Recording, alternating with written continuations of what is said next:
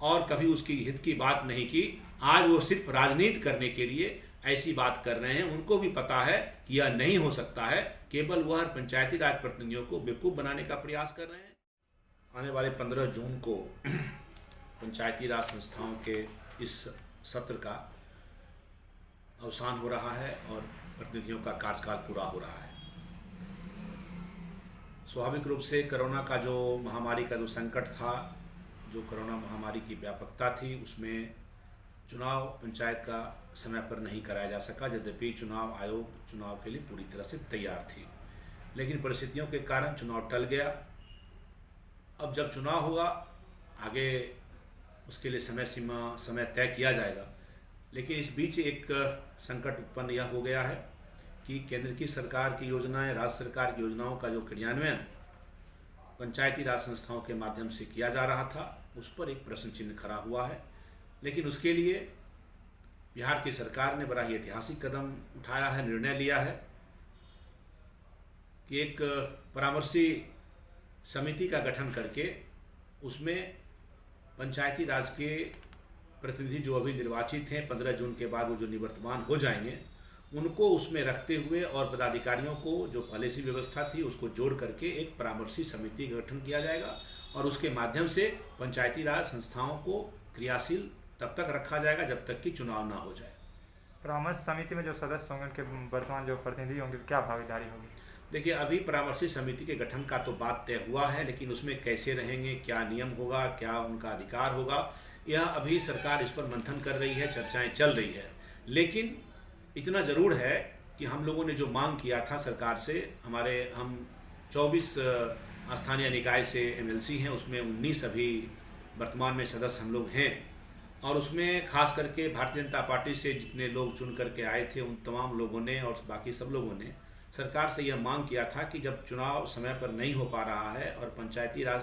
प्रतिनिधियों का कार्यकाल समाप्त हो जाएगा, पंचायती राज संस्थाएं विघटित हो जाएंगी,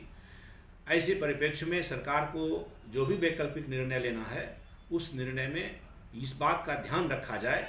कि पंचायती राज संस्थाओं की का जो मूल विषय है, जो उसका मूल कंसेप्ट है, वह कहीं से भी धराशायी ना हो। और इसके लिए आवश्यक इस बात को लिया जाना था कि पंचायती राज संस्थाओं का पंचायती राज प्रतिनिधियों की भागीदारी रहे।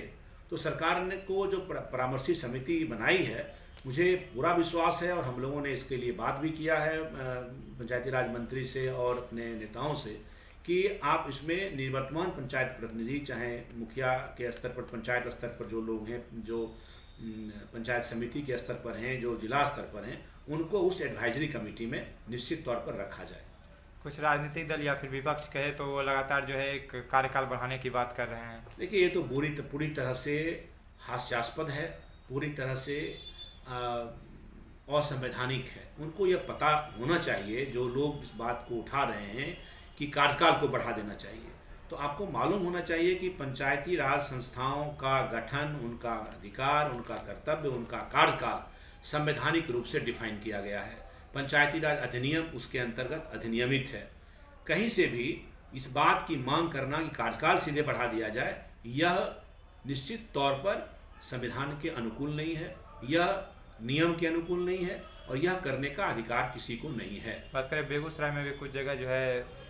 जो भी राजनीतिक दल हैं, वो लोग धरना प्रदर्शन। मैं तो कह रहा हूँ ना कि ऐसे लोग, वामपंथी पार्टियों के लोगों को मैंने देखा है, ऐसे जो लोग हैं वह सिर्फ, उनको पंचायती राज के प्रतिनिधियों की कभी कोई चिंता नहीं रही, कभी उनके किसी अधिकार, किसी उनके सम्मान की लड़ाई को उन्होंने नहीं लड़ा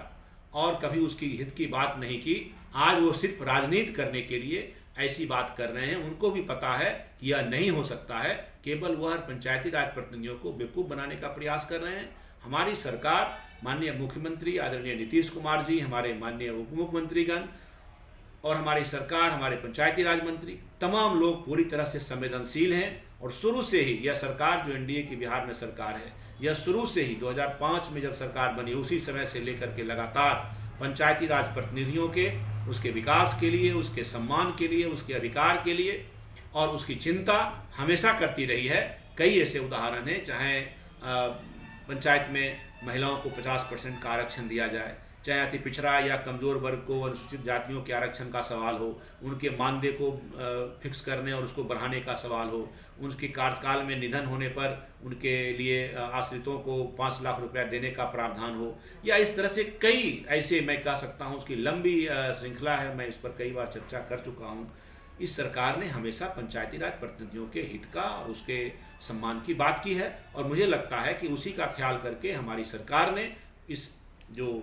एक संकट पैदा हुआ है चुनाव नहीं होने के कारण पंचायती राज संस्थाओं के सामने, तो उसका ख्याल करते हुए पंचायती राज संस्थाओं के जो स्वायत्तता है उसका भी ख्याल करके एक वैकल्पिक व्यवस्था बना रही है, जिसमें परामर्शी समिति के माध्यम से काम चलाया जाएगा, और उस परामर्शी समिति में हमारे निवर्तमान पंचायती राज के प्रतिनिधि रहेंगे सदस्य के रूप में। कैसे रहेंगे, क्या रहेंगे, ये कुछ दिनों में तय हो जाएगा, लेकिन वो रहेंगे जरूर, इतना हम लोग को पूरी तरह से उम्मीद और भरोसा